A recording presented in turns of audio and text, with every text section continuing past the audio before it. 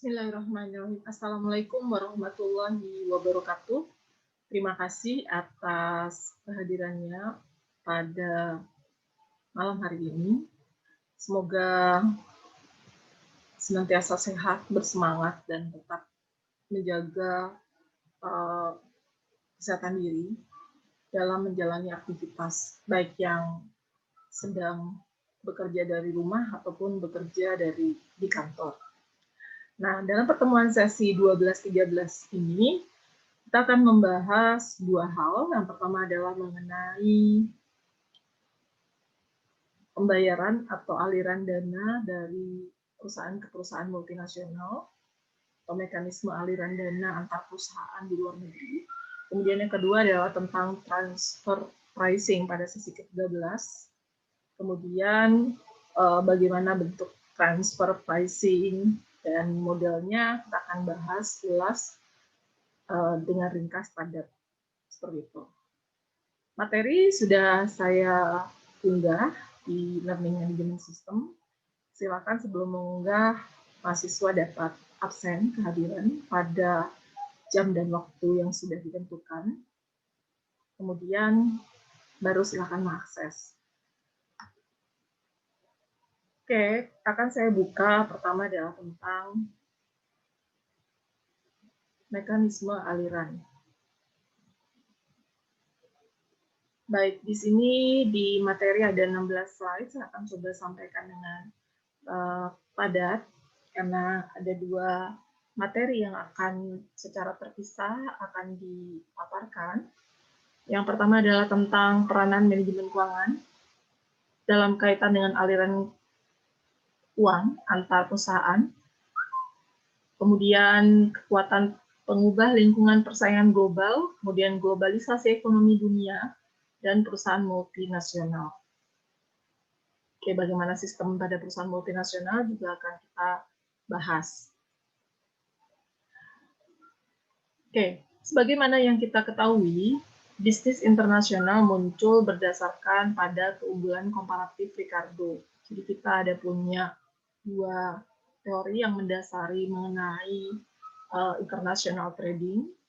Yang pertama adalah absolute advantage dan comparative advantage. Absolute advantage diantarkan oleh Adam Smith mengenai keunggulan mutlak yang dimiliki suatu negara, sehingga negara itu mempunyai kapasitas dalam memproduksi barang dan jasa. Dan ketika mereka menganggap perlu untuk mendistribusikan kapasitas berlebih dari efektivitas dan efisiensinya dalam memproduksi, maka negara tersebut akan melakukan kegiatan ekspor. Baik, metode bisnis internasional atau perdagangan internasional berdasarkan atas perjanjian license, kemudian perjanjian waralaba, usaha patungan, akuisisi perusahaan yang telah ada, dan pendirian perusahaan anak ataupun investasi portofolio. Oke. Dari kaitannya dengan ini, maka konsekuensi adanya bisnis internasional adalah adanya kebutuhan terhadap valuta asing, karena dia adalah bagian daripada transaksi antar negara ketika melakukan persepakatan, baik mengimpor ataupun mengekspor. Manajemen keuangan internasional muncul karena adanya beda mata uang antar negara. Oke. Kita sudah belajar ini juga di awal mengenai mengapa kita perlu NKI, ya karena kebutuhannya sudah menjadi primer atau basic. Jadi kalau sudah menjadi kebutuhan basic bahwa kita bertrading atau bertransaksi dengan luar, maka kita perlu yang namanya valuta asing. Oke, kemudian 3 dimensi yang membedakan keuangan internasional dengan keuangan domestik. Apa itu? Yang pertama ada resiko dan dari falas dan politik. Jadi falas itu artinya perubahan pada nilai mata uang kita, mata uang asing khususnya yang masuk dalam perdagangannya kepada negara kita, itu menjadi faktor kritis, penting. Kemudian kondisi politik global, kenapa perubahan presiden Amerika atau persemakmuran atau negara-negara yang ada di Eropa berubah pemimpinnya akan berimplikasi kepada trading size, itu jelas bisa dipahami karena menentukan besaran dari kebijakan yang diambil dalam pelaksanaan perdagangan. Yang kedua adalah ketidaksempurnaan pasar. Jadi ketika pasar tidak sempurna, maka artinya ada yang lebih besar pada supply-nya atau pada demand-nya, atau pada penguasaan bahan produksi atau bahan-bahan sumber dari barang dan jasanya. Jadi perlu dilakukan analisis dan support evaluasi dari manajemen keuangan. Kemudian adanya potensi atau prospek yang cukup tinggi sehingga perlu untuk melakukan evaluasi, perlu melakukan manajemen keuangan, membedakan transaksinya, dan melakukan analisis mendalam. Dan desain pada model manajemen keuangan internasional itu lebih kepada tools sebagai faktor kontrol atau mekanisme evaluasi pada pelaksanaan internasional trading. Nah, kemudian kekuatan lingkungan persaingan global atau pengubahnya adalah deregulasi. Jadi kita ketahui ada beberapa deregulasi atau peraturan regulasi yang diubah dengan disesuaikan sesuai dengan apa? Tuntutan, organisasi, pemangku kepentingan, demand size, demanded masyarakat global atau country ability, itu menjadi konteks yang paling penting. Kemudian, apalagi yang mendukung dan mengubah persaingan global? Matinya komunisme. Jadi kita ketahui ada beberapa perubahan trending atau tujuan hidup negara, pandangan hidup, falsafah negara, yang bergeser, ya, negara-negara bagian dari Rusia, kemudian negara-negara China juga mulai menurunkan filosofis kentalnya. Nah, privatisasi atas perusahaan milik pemerintah di dunia yang menyusutkan sektor publik. Jadi, perusahaan-perusahaan milik pemerintah di private, sehingga sektor publik yang areanya tadi menjadi ranah bagi beberapa kepentingan masyarakat, menjadi lebih di private, lebih disedikitkan, sehingga itu memerlukan sikap dan antusiasme pergerakan yang cepat dari pelaku-pelaku bisnis di internasional khususnya. Kemudian ini menjadi trending baru dan isu baru terkait 4.0 atau 5.0 terkait perubahan pada teknologi dan informasi, komunikasi, dan teknologi, ICT. Nah, peningkatan dalam pasar terhadap kontrol perusahaan dengan gelombang pengambil alihan atau merger atau basis organization menjadi hal yang membuat konsep dari persaingan global cukup berubah signifikan. Nah, selanjutnya pembuangan atau excluding pada policies yang statis, yang tidak updating atau fasilitatif, mengakomodir beberapa kebijakan pasar bebas, itu juga harus mulai diubah, dibuang, diperbaiki, diperbarui. Ketertundukan negara-negara di dunia terhadap kekakuan dan standar pasar global. Jadi kenapa negara-negara dunia sangat depending? Ya, karena kebutuhan akan bahan-bahan dan sumber barang dan jasa. Artinya kontrolnya ada pada pemilik pasar, pada source market, sehingga ketersediaan barang dan jasa dapat terjadi atau terrealisir. Globalisasi ekonomi dunia, kita bicara mengenai tren terakhir dari ekonomi global. Munculnya pasar keuangan yang terglobalisasi, pasar uang gitu ya. Mungkin Anda sering mendengar mengenai euro currencies, cryptocurrencies gitu ya, mata uang currencies yang berlaku saat ini yang bisa dimanfaatkan secara cepat tanpa adanya adopsi atau adaptasi perubahan-perubahan yang kaku, itu menjadi atau hal perubahan yang harus kita anticipate secara baik. Karena kalau tidak, maka jelas transaksi ataupun model bisnis yang kita gunakan dengan cara konvensional atau jadul itu mengalami ketertinggalan atau menyebabkan beberapa hal yang mendegrade, menurunkan posisi dari trading, baik sebagai eksportir ataupun sebagai importir.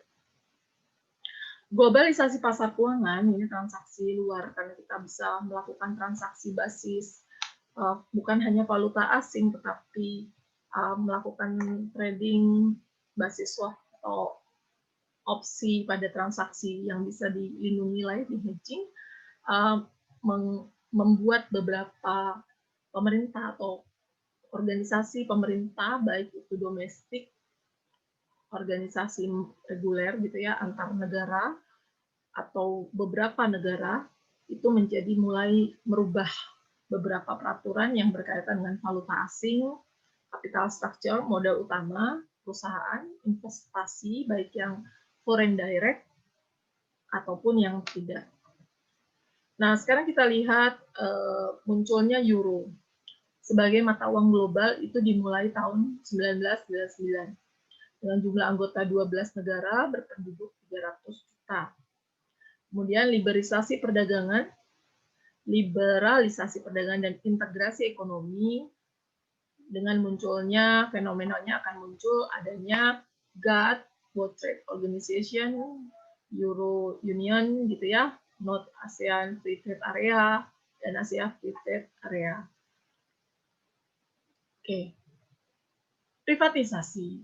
Kita sudah bahas dengan isu atau konsep privatisasi, suatu negara menjual kepemilikan dan operasinya atas suatu bisnis dengan mengalihkannya kepada sistem bebas. Ini ada dilematisnya. Di satu sisi menjadi lebih efisien karena melibatkan corporate atau firm dalam pengoperasionalan dan manajemennya, menjadi lebih efisien dan targetingnya jadi jelas. Tetapi di sisi yang lain, jika itu menguasai hajat hidup orang banyak, pasti muncul faktor risiko yang besar kepada masyarakat, kepada pasar di dalam negeri. Nah, privatisasi ini menjadi isu yang panas karena beberapa perusahaan seperti operator Telkomsel gitu ya, kemudian Pertamina, kemudian listrik, itu diwacanakan untuk diubah konsepnya. Namun, penggodokan terus dilakukan karena kan kita harus melihat cost and benefit dan impact kepada kebijakan, keberlanjutan atau kesesuaian kebijakan satu dengan kebijakan yang lain. Oke, perusahaan multinasional. Kalau kita bicara mengenai MNC, perusahaan multinasional merupakan perusahaan yang berada di satu negara yang mempunyai operasi produksi dan penjualannya di beberapa negara yang lain kurang-kurangnya 5. Oke, kita tahu seperti yang kita tahu ya, milik luar, kayak Swedia, IKEA gitu ya, atau apalagi Giant dulu, kan terseok-seok juga ya.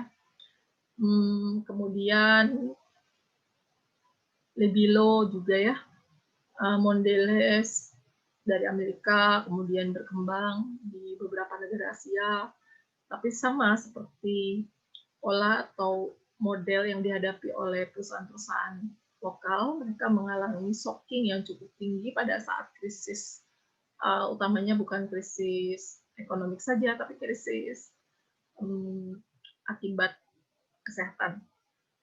Dan itu shockingnya, guncangannya cukup tinggi. Jadi syarat MNC adalah 5-6 negara yang beroperasi. McD di semua negara ada ya. Oke, sasaran MNC memaksimumkan kekayaan para pemegang saham. Oke, clear. Semua perusahaan itu adalah ingin memaksimalkan profit dan mengembangkan laba ataupun size dari kapitalnya, modalnya, equity-nya gitu ya, dan memaksimumkan kekayaan perusahaan. Jadi owner-nya sampai kepada owner tuh pasti memikirkan karyawan karena karyawan adalah bagian dari aset perusahaan sebagai pengembangan perusahaan. Nah, kemudian perusahaan multinasional dalam rangka mencapai sasaran yang ingin dicapai saat ini menerapkan corporate governance, jadi keterbukaan, transparansi dalam hal pelaporan keuangan, dalam hal aliran arus kas ataupun neraca laba rugi modal gitu ya. Dan termasuk dalam hal ini MNC. Tata kelola perusahaan hubungan di antara stakeholders yang digunakan untuk menentukan dan mengontrol arah kinerja strategi. Nah, kemudian perusahaan multinasional, pertanyaannya, corporate governance, good corporate governance berarti ada akuntabilitas, ada transparansi, adil, kemudian manajerial yang terbuka, dan pertanggungjawaban. Nah, dikembangkan oleh siapa? Good corporate ini pertama praktek meluas dan komprehensif, mendalam, lengkap oleh Organization for Economic Cooperation and Development, OECD. Jadi Organization Economic Corporate Development itu menjadi satu payung pelaksanaan pengorganisasian perusahaan. Hak para pemegang saham, apa yang menjadi concern pemegang sahamnya, kemudian pemegang saham dan hak-hak yang berlaku, dan pengendalian perusahaan, kemudian keterbukaan dan transparansi dan tanggung jawab pada pelaksana atau direktur. Perusahaan multinasional memanfaatkan skala ekonomi mengambil keuntungan atas keunggulan yang telah diperoleh. Jadi mereka melakukan analisis mendalam terkait keunggulannya. Jadi pastinya dalam mencari bahan atau sumber-sumber bahan baku yang murah. Nah, kemudian kalau kita bicara mengenai strategi bisnisnya, yang dilihat pertama adalah bahan atau pasarnya, kemudian bahan mentah, efisiensi, pengetahuan, dan keamanan politik. Nah, sekarang muncul ada kritik. Kritiknya apa? Ya tadi, kan MNC itu membesar, menggurita ke dalam, kemana-mana ya gurita ya, tangannya di mana-mana, bentuknya berubah, dan ya mau nggak mau, karena kita adalah masyarakat domestik, kita harus antisipasi dengan mengembangkan ide-ide kreatif, berpikir out of the box. Oke, sistem keuangannya. Jadi kalau kita bicara model manajemen finance system bagi multinasional corporate, antara afiliasi yang berbeda, mekanisme transfer internal.